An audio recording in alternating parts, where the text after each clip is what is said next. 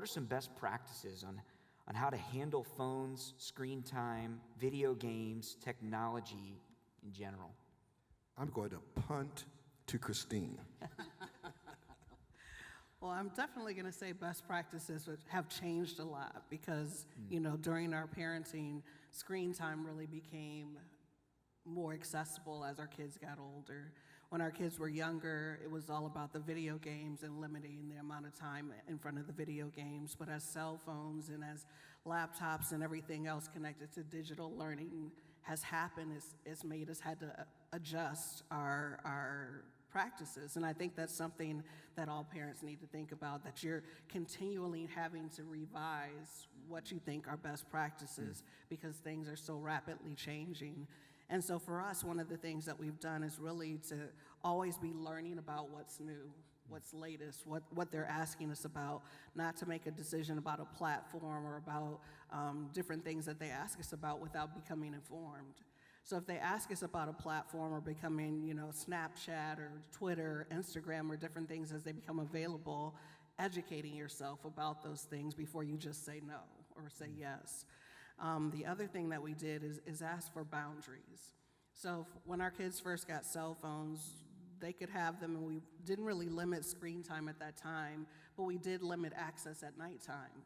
So at nighttime, all the phones came into our bedroom to be charged for the next day because we didn't want them having access in the night season.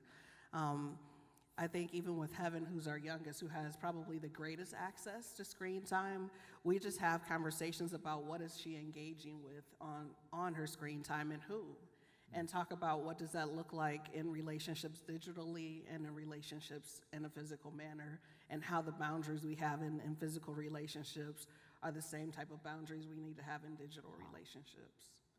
Wow. Have your children responded well to some of those boundaries? I think for any boundaries, kids always want to push the limit. They always want to argue about whether these boundaries are reasonable or not. And sometimes we agree and sometimes we don't. But we continue to have the conversation.